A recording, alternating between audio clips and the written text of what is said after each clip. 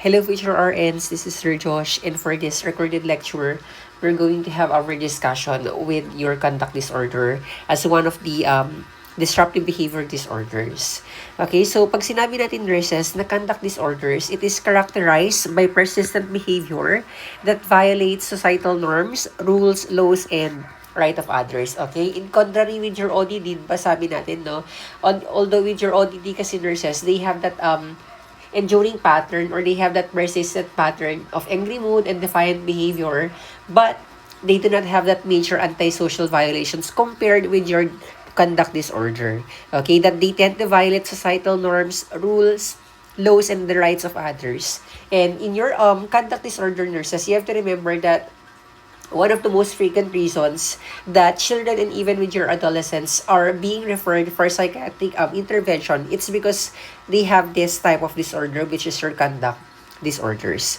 Okay, so when it comes to its onset, okay, childhood, nakategorize kasi yan into two kung ano man yung onset type natin. So we have here your childhood onset type, and you also have here your adolescent onset type. So the difference between these two is that pag sinabi natin childhood onset type nurses, that involves symptoms before or prior 10 years of age. So yun lang naman yung mismong kailangan ninyong tandahan, that pag sinabi natin siyang childhood onset type, yung mismong symptoms na pwedeng ipakita or i-manifest ng bata na meron siyang conduct disorder is that nakikita ito before or prior 10 years of age. Pag sinabi naman po nating adolescent onset type, it is defined by no behaviors of conduct disorder until after 10 years of age. Okay? And aside from that one, nurses, what you really need to remember is that yung mga tao kasi na merong childhood onset type of your conduct disorder, possible they have already history, no? They have that, or they already have that history of oppositional defiant disorder, and mas mataas kasi yung kanilang risk or chances na magkaroon sila ng antisocial personality disorder in adulthood compared sa mga merong adolescent onset type of your conduct disorder. And remember that 2% no to more than 10%, okay, itong conduct disorder nito, it really rises from childhood or pwede siyang mag-persist into adolescent, and mas common po siya sa mga kalalakihan. And same true with other type of mga childhood psychiatric mental health disorder, it can actually coexist. Tong conduct disorder natin, it can actually coexist with your other type of mental health disorder, no? Like, for example, we have your ADHD, and even with yung mga mood disorders natin, mga learning disabilities or disorders, and even with your substance use disorder. Okay, so what are the possible etiology or reasons na or mga influences or mga factors that could contribute to have a conduct disorder? So of course, number one, you have your biological influences. What else? You have your psychosocial influences, and then lastly, we have your family influences. So under your biological influences, number one dyan is your genetics. Okay, we also have here your temperament. What else? Your neurobiological factors. And okay, so and lastly, you have your neurobiological factors. So under your genetics, nandiyan yung mga studies, no, that could really support, okay, yung mismong genetic predisposition ng bata to have your conduct disorder. And these are the studies that involve your family studies, your twin studies, and even with your adoptive studies. Although when it comes to the genetic transmission kasi, ng possible na magkaroon ang isang bata, okay, ng conduct disorder is little yet known pa kasi. But mas mataas kasi, no, yung mismong risk talaga if dun sa mismong mga family members natin already have your conduct disorder. Okay? So mataas din yung chance na pwedeng magkaroon ng predisposition, genetic predisposition or transmission na possible yung bata na merong parents or family members na merong conduct disorder, mataas din yung kanyang chance or mataas din yung kanyang risk magkaroon ng conduct disorder. And when it comes to your twin studies nurses, nagkaroon kasi ng large study, no, dun sa mga male twins natin, okay? And with that type of study, they already determined yung mismong structure, okay, of your genetic plus your environmental influences, okay? And with that, dun sa mismong familial risk ng bata na yon, okay? Meron kasi tayong 2 dimensions, no? Ano ba yung dimensions natin doon? Okay, discrete dimension number 1, meron tayong tinatawag na rule breaking. Okay, nagkaroon na or rule breaker yung isang bata. Okay, nagkaroon siya ng true 1C. Okay, what else? We also have here your overt aggression. Okay, ano bang ibig sabihin ng overt aggression nurses? Okay, you tend to, yung mismong aggression mo, yung mismong hostility mo is directed towards other people. So, you might harm other people. And the other, the other dimension naman, aside from your familial risk, of course, we have to also consider yung mismong environmental risk or influences. And dun papasok yung tinatawag naman natin na kabaliktaran ni overt, we have your covert delinquency. Okay, we have your covert delinquency. An example of this one is that they might steal, okay, magnanakaw, and also they might hurt animals. Okay, so at young age, doon natin makikita, okay, when it comes to this dimensions, may it be from familial risk, no, or may it be from your environmental risk or influences, doon natin ma-determine na possible yung bata is mataas yung chance na magkaroon ng magkaroon ng conduct disorder. Okay, so next naman here, when it comes to your temperament, sabi na natin kanina, kung ano bang ibig sabihin, di ba? Ano bang ibig sabihin, sir, ng temperament? Ayan, di ba sabi natin yung temperament, yun yung mismong personality characteristic ng isang tao, no? That will really define kung ano man yung magiging mood and kung ano man yung magiging behavioral tendencies ng isang tao. So, yun yung tinatawag natin na temperament. So, in your conduct disorder, as part of your biological influences, sabi dito, that refers to the personal traits that become evident very early in life and may be present at birth. Okay, meaning, nurses, when it comes to your temperament talaga, sa mga patient natin or mga client natin na merong conduct disorder, they show signs, no, of irritable temperament. Okay, very irritable sila. Okay, what else? They have that very poor compliance, no? And minsan, okay, talagang they are very inattentive. Of course, aside from that one, they are very impulsive as well. And usually, ang reason kung bakit sila nagkaroon ng ganitong temperament is because of your poor attachment dun sa kanilang families, okay? Dun sa kanilang family dynamics. So, next naman here with your neurobiological factors, okay? So, we have here your neuroimaging studies, okay? What else? We also have here your high plasma concentration of your serotonin and low levels in your CSF. And then lastly, there is a greater relative right frontal brain activity at rest. So, dito muna tayo sa mismong neuroimaging studies natin wherein nakita dito that there's a decrease, okay, in the gray matter in limbic structures, in the bilateral insula and the left amygdala. Remember, nurses, that this part of our cortex, no, ng mismong brain natin, okay, this tawag dito, it plays a role, no, in connecting yung mismong emotional response natin to pain. Okay, so sa ating mga tao na merong tawag dito na merong conduct disorders, that there's a disruption. Okay, as you can see with the neuroimaging studies, doon sa mismong structures nila, doon sa kanilang brain. Okay, what else? There's a high plasma concentration of serotonin and low level in your cerebrospinal fluid. Wherein, alam naman natin, no, that your serotonin as well with your CSF, there is a correlation or it is associated with the regulation of your aggression. Okay? Or associated siya with aggression and even with your violence as well. Okay? And then, next naman here with your psychosocial influences. Okay? Possible due to your peer relationships. Okay? Kung kanino man nakabilong yung mismong bata, kung tawag dito, they are belong to a deviant peer group, for example, yung mga barkada nila or yung mga nakakasalamuhan nila na tao, okay, they have that common denominator na talaga mga rule breakers sila yung mga yan, okay? Kasi pag doon sila nakikisama or the more na mas nagkakaroon sila ng connection with those type of peers, that provides a training for them na possible on the latter part of their life, magiging criminal sila or magkaroon sila ng mga delinquent behavior, like for example, your substance abuse. Okay, so in here, when it comes to your relationships, makikita natin sa kanila that they have a very poor academic performance at school, what else, and they might have a social maladaptation that often lead to affiliations with deviant peer group. So, yun yung sinabi natin kanina. And with the type of group na kinabibilangan nila, mas nagkakaroon sila ng risk-taking behaviors engagement. And dun sa mga risk-taking behaviors na yan, parang mas nag-yield to, no, ng reinforcement on a social level para sa ganun maging mas acceptable ito dun sa mga taong gusto nilang makasalamuha. Okay? Parang nagiging norm siya. Parang mas nagiging acceptable na gumawa ng mga ganitong klaseng bagay. Like for example, with your criminal and with your delinquent behavior. So those are the factors, no? Okay, that might tawag dito, that might attribute para ang isang tao magkaroon ng conduct disorder. So we have here your biological influences and your psychosocial as well. And then lastly, of course, hindi mawawala yung mismong family influence natin dito. Okay, so alam naman natin nurses na yung mismong relationship, okay, ng ating mga primary caregivers or ng mga parents natin and sa atin as their child is actually the blueprint kung paano makipag-interact ang isang tao.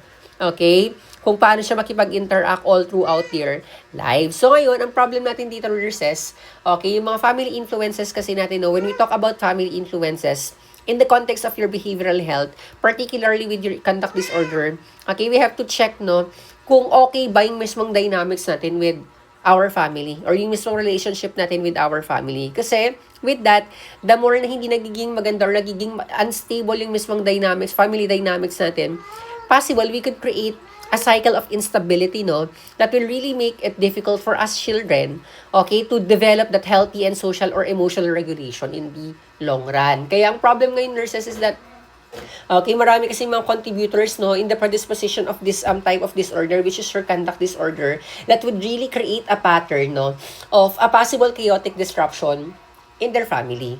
Okay, kaya ano ba yung mga factors natin dito? Number one, possible nagkaroon siya ng parental rejection, okay? Nane-neglect siya or they might experience severe and physical and verbal aggression. Kasi sabi nga natin kanina, yung mismong yung mismong relationship natin with our primary caregiver, which is our parents, no, serves as the blueprint sa lahat ng mga future interactions natin. And kapag na-compromise tong mismong foundation or tong mismong blueprint na to, yung mismong risk natin for conduct disorder, it already increases dramatically or significantly. So, kapag ikaw nare-reject ka, okay, pakiramdam ng bata, okay, they feels unloved or they're being ignored, ang possible na pwedeng mangyari kasi is that they might stop, no, titigil siya to seek positive approval from their family, from their primary caregiving. Okay? And instead, they're going to turn that into an acting out behavior. Para sa ganun makuha nila yung mismong attention or desired attention na gusto nilang makuha sa kanilang mga parents. Okay? And what else? Aside from that one, they experience neglect. Okay, napapabayaan sila. Okay, and they might experience physical and verbal aggression. So, ang pwedeng mangyari kasi dyan, instead sana na mag-seek sila ng positive approval from their primary caregivers or from their family or from their parents, ang ending, para makuha nila yung mismong attention ng kanilang parents is that they might turn it into an acting out behavior. Okay? To get any form of attention from their from their primary caregivers. Okay, what else? Nagkakaroon sila ng inconsistent or harsh or punitive discipline. Okay, kumbaga, tawag dito, yung mismong conduct disorder kasi, no, it's often linked, no, to some inconsistent discipline or punitive or even with your harsh way of disciplining yung mga bata. Okay, kasi pag, alam naman natin, no, tawag dito, na-experience natin most itong mga to, na kapag talagang bata, no, when it comes to your yung way of disciplining sa mga anak, yung mga parents natin kung paano tayo na-disiplina, it heavily relies on fear or takot, diba? Kaya, the more na mas nag-ano tayo ng, tawag dito, ng inconsistent or very harsh na way of disciplining a child or our children, that teaches the child that, sabi nga rin kanina, no, dun sa discussion natin dun sa unang disorder, yung mismong power and aggression na yan, those are the primary ways to solve problems. So, yun yung nagiging problem natin doon. Okay? What else? Nagkaroon ng, yung mismong parents is, they're somewhat, tawag dito, sociopath. Okay? Sociopath or meron sila mga antisocial traits. Okay? Kasi, ang problem dyan, kapag ganun, okay, meron tayong problem with our behavior as their parents, possible, pwede kasing i-mirror yan, yung mga behavior na yan, and pwede nila makita yung mga coping mechanisms na yan. Okay? At home. For example, nagkaroon ng problema dun sa mismong family natin, tapos makikita natin yung mga parents natin na pag meron silang problema, nag-aaway sila sorry for the yung mismong context natin, baka may mga matrigger. So, ayun. Possible kasi, no, yung kinalakan natin na family minsan is that every time na merong problema, kung ano mang klaseng problema yan, financially and everything, no, ang talagang number one is that makikita talaga natin sa mga parents natin, nagtatalo sila. Okay, so, the more na mas na-expose tayo sa mga ganong klaseng environment, okay, or with the type of family dynamics, possible, pwede nating ma-mirror yung mga behaviors na yun kasi it seems to be normal for us na nakikita natin na nagtatalo or nag-aaway or nagiging physically or verbally aggressive yung mga parents natin. Okay? So, yun lang yun. Okay, what else? possible there is a lack of parental supervision. Okay, so ibig sabihin naman dito nurses is that tawag dito, minsan no, yung mismong dependency kasi din natin sa mga parents natin, which is syempre normal lang yun kasi kailangan natin yun. Kasi nga, bata tayo, di ba? So, kailangan talaga natin ng parental supervision from them. But then, once na nadadivert kasi yan, no, okay, yung mismong attention dapat na binibigay ng mga parents natin, nadadiversion or nadadivert yan dun sa kanilang mga, for example, sabi natin kanina, yung mga sociopathy and your antisocial traits. Like, for example, dun sa mismong paggamit nila ng mga alcohol as their way to cope. Okay? And that often leads to lack of supervision. And as the parents' primary focus is already drifted away, no, or it's already being shifted away dun sa mismong child's safety, dun sa ating safety and our whereabouts as well. So, nawawala yung mismong supervision nila towards us. So, yun ang nagiging problema. And then next here, there's a frequent changes in residence. Okay, for example, there is an environmental instability. Okay, so, for example, from time to time, palaging nagkakaroon ng chaos, okay, dun sa mismong tahanan natin. And that could actually exacerbate yung mga external pressures that would prevent a sense of normalcy. So, sabi natin kanina, no, na parang nagiging normal siya, parang nagiging, tawag dito, normalize na yung mismong chaos, okay, in our family is parang normal lang, parang part na lang siya ng mismong, ng our daily living. So, kapag ganun ang nangyari, like for example, there's a frequent changes in residence, pabago-bago kayo ng lugar, palipat-lipat kayo ng tahanan or bahay. Okay? So, nagkakos kasi yan ng stress or possible distress dun sa mismong mga bata. Kasi, although it doesn't cause conduct disorder directly, yung mga economic stressors natin, or even with your poverty, for example, but it could actually create, no, a very high stress environment para sa mga bata that could possibly lead para sa ganun, magkaroon siya ng tawag dito dun sa mga parents natin, syempre kapag they struggle financially, for example, talagang makikita natin sa kanila na that they are very irritable minsan, diba? Tapos minsan nababalingan tayo ng kanilang galit, so which is not normal or which is not good dapat.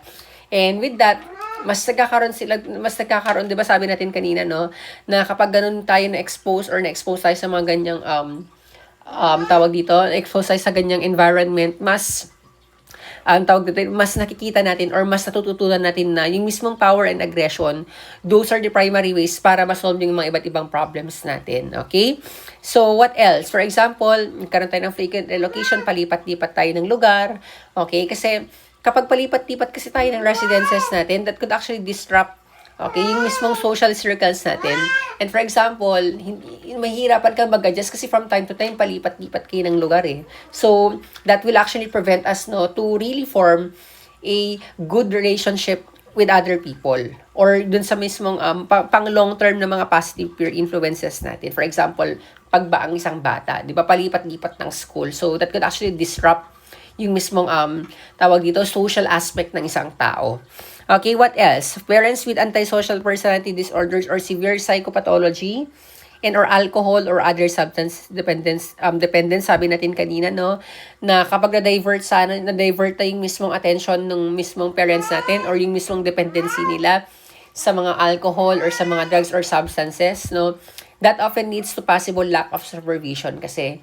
And since yung mismong primary focus ng parents natin, so yun yung way na pag-cope nila, na drift siya or drifted away or shifted away from the child's safety or yung mismong pangangailangan ng bata. So doon talaga nakikita na nagkakaroon ng problem.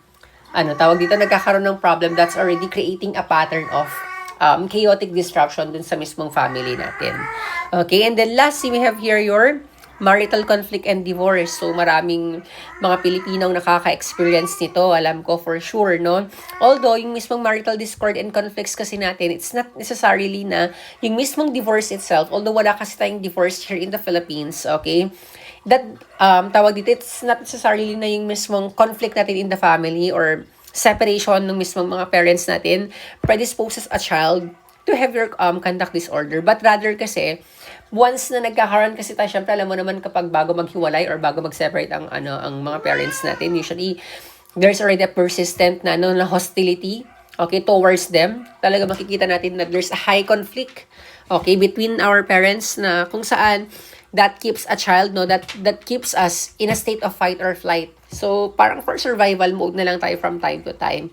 And when that parents already, decided already to, to separate ways, doon natin nakikita na yung mismong behavioral needs ng bata is hindi na siya namimit or namimit, and leading to a possible breakdown or sisira yung mismong family structure natin. So kapag ganon, there is a chaotic disruption dun sa mismong family natin, talagang nakakaapekto siya or talagang meron siyang impact dun sa mismong life ng bata, not only with their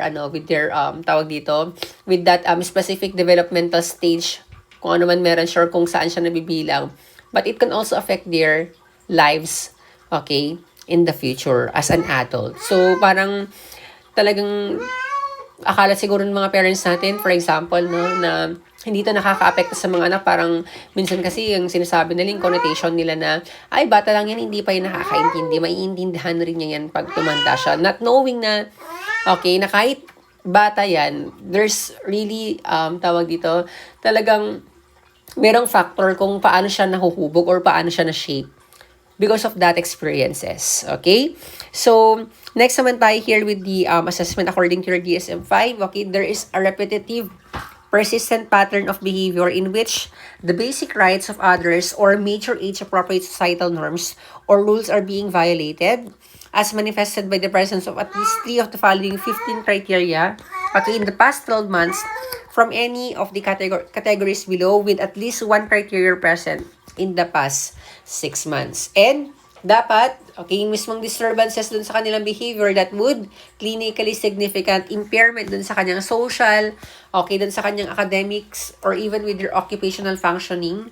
And if the individual is age 18 years old order, okay, yung mismong criteria natin are not meant for antisocial personality disorder. So, kailangan natin ding i-consider po iyon. Kasi, to cut it short or to summarize this one, pagdating sa assessment talaga, yung mismong classical signs or characteristic kasi natin, pag sinabi natin conduct disorder, doon natin makikita that there's really a use, okay? Merong paggamit, no, ng mga physical aggression to violate the rights of other people. Okay?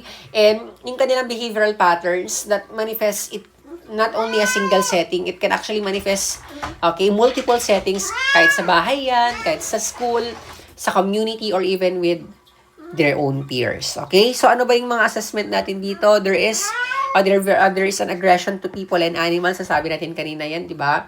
Ano pa? There is a destruction of property, deceitfulness or theft, and then there is a serious violation of rules. Okay? So, number 1 here, when it comes to your aggression to people and animals, okay, they tend to bully, okay, they often bully, threatens, or intimidate others. Although, yung self-concept kasi nila, no, mas parang pinapakita nila na they are very tough. But no, it's not. Kasi yung kanilang parang minamas lang nila na parang nag-act up or they are acting out that they are very tough, no? Sila yung mga tough guy, for example. But deep down there, their self-esteem is really that low. They cannot value themselves. Okay, so para na-project nila yung kanilang sarili or yung kanilang mga frustrations or how they perceive themselves by bullying, by threatening, or by intimidating other people. Okay, and they often initiate physical fights. Okay, they already use a weapon that could cause serious physical harm to other people. Okay, kung ano man yung pwede nilang gamitin to become physically aggressive to other people by using a broken bottle, yung mga balisong, or even with your gun. Okay, whatever possessions na pwede lang gamitin to harm other people. Okay, so what else? They has been physically cruel to people, not only to people but also to animals. Diba, nasabi natin yan kanina. And they has stolen while confronting a victim. Like for example, nang hold up sila. Okay, for example, naglalakad na tao. Diba, there's a confrontation kasi sa victim kapag ganun hold up to. Diba? For example, nag-snatch sila or nag-extort or extortion. Di ba namang ibig sabihin ng extortion? Nangotong sila. Okay, so ibig sabihin, there's a confrontation with their own victims. And then they has forced someone into possible sexual activity. Kasi doon natin makikita na, yung kanilang engagement to sexual activities is already occurs earlier done at the expected age, siya dapat nagkakaroon ng sexual activities or nagkakaroon ng engagement dun sa mga sexual or pleasurable activities ng isang tao. Okay, so next naman tayo here with your destruction of your property. Okay, they has deliberately engaged in fire setting with the intention of causing serious damage. So, parang nandun yung fulfillment nila kapag they engage in fire setting, or yun yung tinatawag kasi natin na pyromania. Okay, so that is your pyromania. And they has deliberately destroyed others' property aside from your fire setting. What else? Okay, they may be very deceitful, or they minsan nagiging magnanakaw sila. Okay, they has broken into someone else's home, building, or car. What else? They often lies to obtain goods or favors or to avoid obligations. Okay, kasi hindi nila nakikitang mali yung kanilang behavior. Okay, and what else? They has stolen items of non-trivial value without confronting a victim. Like for example, nag-shoplift sila, ikaw yung nag-shoplift, okay, without even confronting a victim. Okay, ibig sabihin, for example, unknowingly, hindi naman nila inano yung mismong, for example, sa pag-hold up sana kanina, di ba? So, kabaliktaran nun. Okay, but without breaking or without entering, for example, yung mga mall, mga ganun.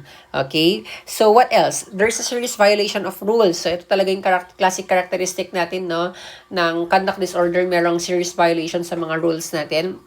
Okay, ito yung mga they often stays out at night despite parental prohibitions. Okay, for example, merong curfew na dapat within 9 or 10 p.m. nasa bahay na sila. Okay, beginning before age 13 years, di ba? What else? They already has run away from home overnight at least twice while living in parental surrogate home, or once without returning for a lengthy period. Ito yung mga tawag dito what do you call in Ilocano? Agtakas or agtalaw, okay? So, meron ba kayong history ng ganito? At least twice, no? What else? For example, hindi lang naibigay yung gusto, or kapag pinapagalitan ng parents, agtakas or agtalaw, okay? What else? They is often truant from school beginning before age 13 years. Okay, ito talaga yung mismong parameter natin, no? Before age 13 years or before adolescent period. Okay, so that we could classify if it's an adolescent onset type or childhood onset type ang conduct disorder na yan, okay? What else? The disturbance in behavior causes clinically significant impairment in social, academic, or occupational functioning. Talaga makikita natin na there's really a disruption or problem when it comes to their academic performance. For example, they are considered as underachievers, mga ganyan. What else?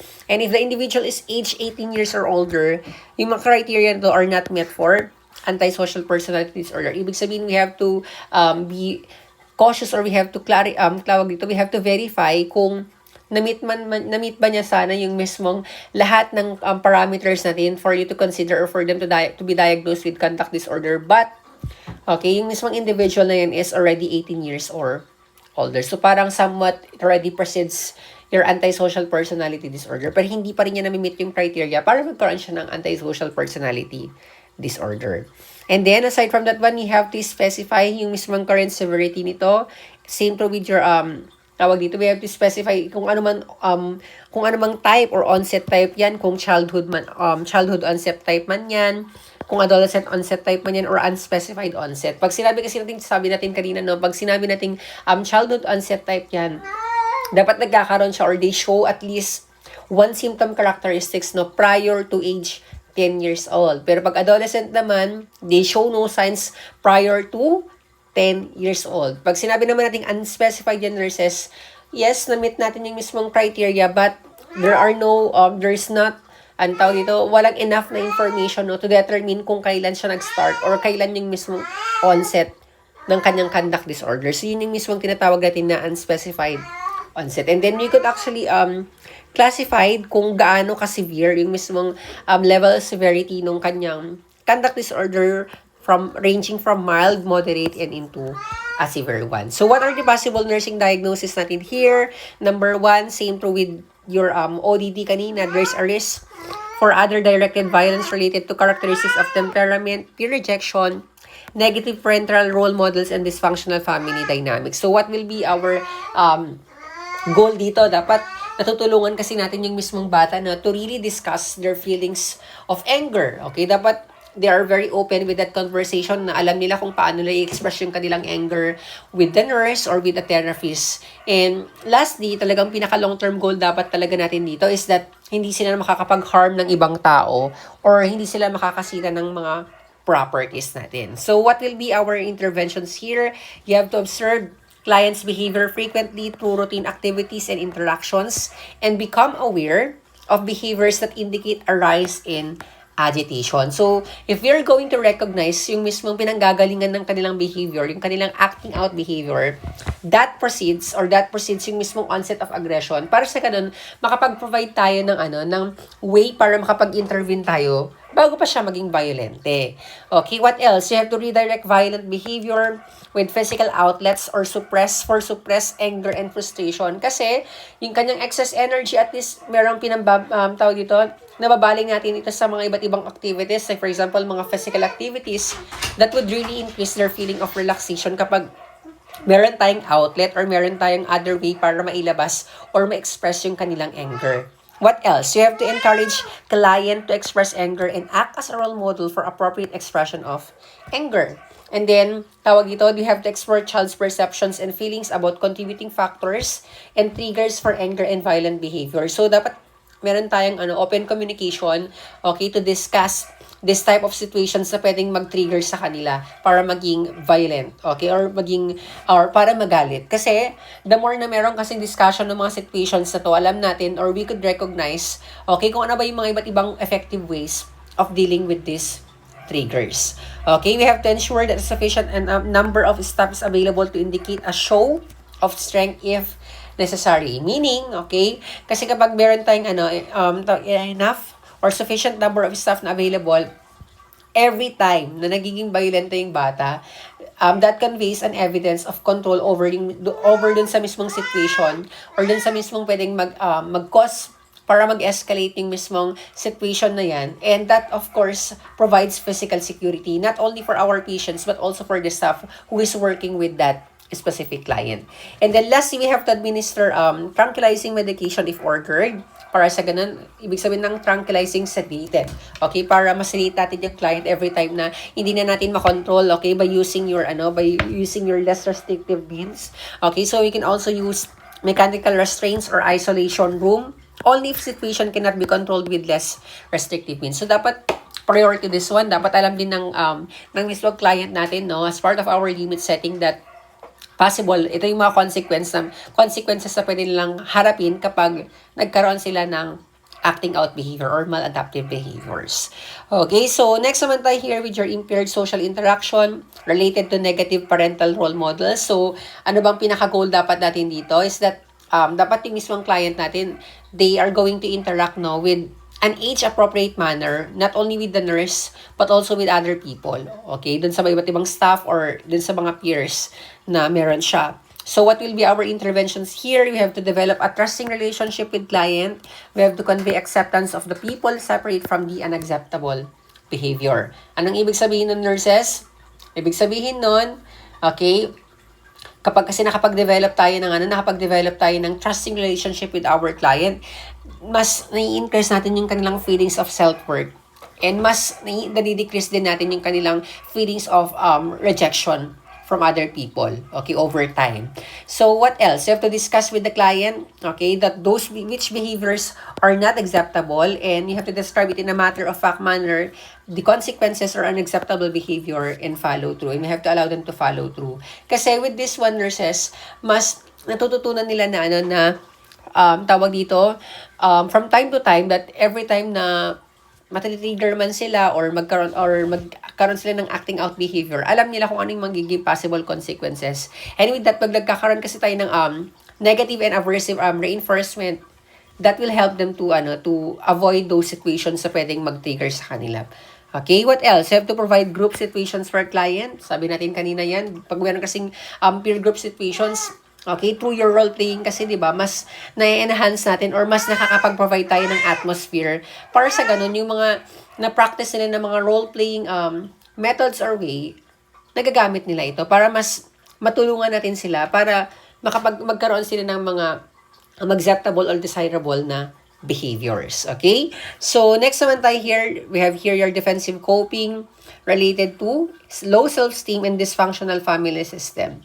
So, in here naman, nurses, okay, we have to explain to client the correlation between feelings of inadequacy and the need for acceptance, okay, and how these feelings provoke defensive behaviors such as blaming others for their own behaviors. Diba sabi natin, nurses, that they cannot accept responsibility for their own behavior kasi kaya yun ang number one goal natin, na kailangan natin sila matulungan para i-accept, okay, or magkaroon sila ng sense of responsibility doon sa kanilang acting out behavior. Okay, and mas makikipag-interact sila with other people without becoming defensive. And aside from that one, dapat mas na-verbalize talaga nila yung kanilang personal responsibility for their own difficulties without blaming other people. Okay? So, last here, we have your low self-esteem related to lack of positive feedback. Okay? Unsatisfactory parent-child relationship. Dito naman po, nurses, we have to encourage, okay? We have to ensure that the goals are realistic. So, yung mga sinaset natin na goals talaga, it should be realistic. Kasi nga, pag nag-set tayo ng mga unrealistic goals for them, that precedes failure. And kapag na-fail yung isang tao, their level of self-esteem talagang bababayan or magdi-decrease. Okay? So what else? We have to plan activities that will provide opportunities for success. Kasi sabi natin paulit-ulit, your success, that enhances their self-esteem. Okay? Kasi meron silang sense of, fulfillment kapag meron silang mga na-accomplish na mga tasks na pinapagawa natin sa kanila. What else? You have to convey unconditional acceptance and positive regard. Okay? We have to affirm them that they are a worthwhile human being. Kasi with that, mas na-increase kasi yung kanilang self-esteem. And with this pala, nurses, is that, when we're going to convey unconventional acceptance to them, dapat, hindi natin sila binibigyan ng prejudices. Okay? That we have to consider or we have to focus more with their strengths rather than their acting out behavior. Parang ganon. Okay? What else? We have to set limits on manipulative behavior and take caution not to reinforce manipulative behaviors by providing desired attention and identify the consequences of manipulation. So, dito papasok yung mismong limit setting natin. Dito papasok yung mismong tinatawag natin na aversive reinforcement. And then, we can administer consequences, matter of factly, when manipulation occurs. Para sa ganun, alam nila kung hanggang saan lang dapat. Okay, o alam nila kung ano yung mga possible consequences nila ng kanilang magiging acting out behaviors. And then lastly, we have to help them understand that he or she uses this behavior in order to try to increase their own self-esteem. Kasi sabi natin kanina, yung kanilang self-concept is, they portray or they convey that they are really that tough, but deep down they're hindi talaga. They do not value themselves. So, through para ma-increase nila or maano nila yung kanilang ego, talagang they tend to manipulate other people. Okay? So, yun lang po yung mismong mga, yung mismong mga nursing interventions natin to this corresponding or to this identified nursing diagnosis natin. Okay? So, that ends with our discussion with your conduct disorder. So, dito na tayo last with our intermittent explosive disorder or your IED naman po tayo. Okay? So, nurses, pag sinabi nating IED or your intermittent explosive disorder, okay, it involves repeated episodes of impulsive, aggressive, and violent behavior. From the word itself, intermittent, okay, it usually lasts, okay, it lasts less than 30 minutes only. Okay? And nagkakaroon siya ng angry verbal outbursts. Nagkakaroon siya ng episodes of impulsivity, aggression, and even with your violent behavior. Okay? Minsan kasi during these episodes, talagang yung client natin, possible pwede silang mag-inflict, okay, or pwede silang mag-cause ng physical injury from other people, pwede silang makasira ng mga properties or mga bagay, same with your conduct and your ODD, And aside from that one, pwede din kasi nilang ma-harm yung kanilang mga sarili. And when it comes to its intensity talaga, pag titignan natin kung bakit siya nagkakaroon ng emotional explosive or outburst, it's very out of proportion dun sa mismong reason kung bakit siya nagkakaroon ng emotional outburst or dun sa mismong stressors niya or dun sa mismong situation that triggers them para magkaroon ng episodes of your impulsivity, aggression, and your violent behavior as well. And afterwards, may realize nila, afterwards ng kanilang episodes of this IED, talagang nahihiya sila. They felt embarrassed, no? And nagigilty sila, and they are very remorseful compared kay conduct disorder kanina na walang remorse talaga, walang feelings of guilt, wala sa kanila. Pero pagdating kay IED meron. Okay? Nahihiya sila, they have that guilty feeling, and they're very remorseful. But that doesn't mean, or that doesn't guarantee na hindi sila magkaroon again ng another episode, or that that aggressive outburst or impulsive outbursts in the future. Okay, so when it comes to its onset, it can occur at any time in life, but is most common in adolescence and young childhood. And predominantly, mas common ito sa mga kalalakihan compared sa mga kababaihan. So now let's proceed with your etiology. So yung bata, possible na exposure sa magkaroon siya ng childhood exposure or early life exposure sa trauma, even with your neglect or maltreatment. Same po with our discussion kanina a while ago with your conduct disorder. Na kung paano ka pinalaki ng parents natin, doon natin makikita kung ano man yung magiging upbringing mo, kung paano ka mahuhubog, okay? Kung paano mahuhubugin yung mismong pagkatao mo kapag tumanda ka. Nakadepende talaga yan sa mismong family na pinanggagalingan natin. Okay, what else? Possible nagkaroon ng neurotransmitter imbalances, particularly with your serotonin. Kasi sabi natin, yung serotonin talaga natin, that's responsible with your mood and your emotions regulation. And aside from that one, there's a possible depletion dun sa mismong plasma tryptophan natin. Remember that your tryptophan, eting precursor natin of your serotonin. Okay, and then lastly, we have a frontal lobe dysfunction. So pagdating sa structure, there's disruption. So possible, nahihirapan natin i-regulate yung ating mga moods. Nahihirapan natin i-regulate yung ating mga emotions. Okay, so what will be our psychopharmacological intervention here? We have your fluoxetine, also known as your Prozac. Okay, pwede tayong magbigay ng mga antidepressant natin kasi relatively, ang ginagawa kasi ng antidepressant natin, possible, pwede niya kasing ma-decrease, yung mismong aggressive behavior or aggressive tendencies ng isang tao na mayroong IED. Same pro with your lithium and other anticonvulsant mood stabilizers, like for example, yung valproic acid na yan.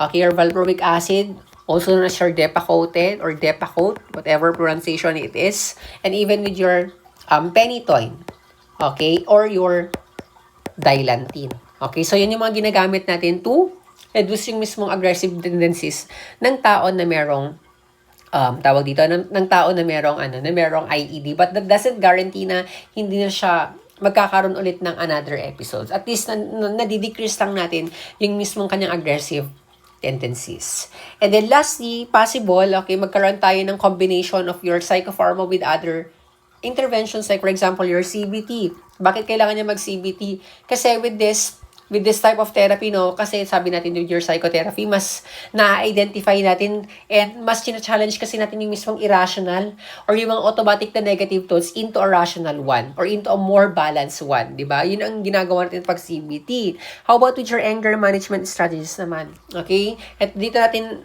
ginagamit yung tinatawag natin na I statements.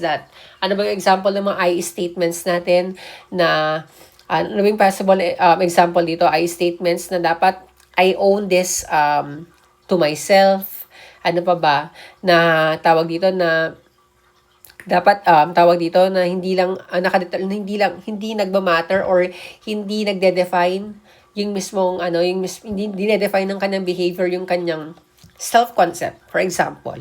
Okay? So, para sa ganun, with your anger management strategies, you're using your I statements, mas nagkakaroon siya ng sense of accountability and responsibility dun sa kanyang mga dun sa kanyang mga tawag dito, mga aggressive and behavioral tendencies na meron siya.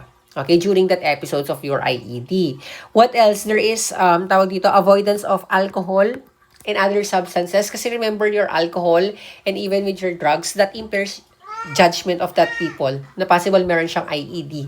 And aside from that one, with this type of substances, pwede kasing ma-decrease yung mismong frustration control ng isang tao that will lead to possible emotional outbursts. And then lastly, we can use your relaxation techniques, okay, to really decrease kung ano man yung mga possible na nagtitrigger or kung ano ba yung mga situations or things na pwedeng mag-arouse dun sa mismong pagkakaroon ng outbursts or emotional outbursts or aggressive and behavioral tendencies ng tao na merong IED. Okay, so that's it for our discussion with your conduct disorder. We have your, with your disruptive behaviors disorders like your ODD, your conduct disorders, and your intermittent explosive disorders.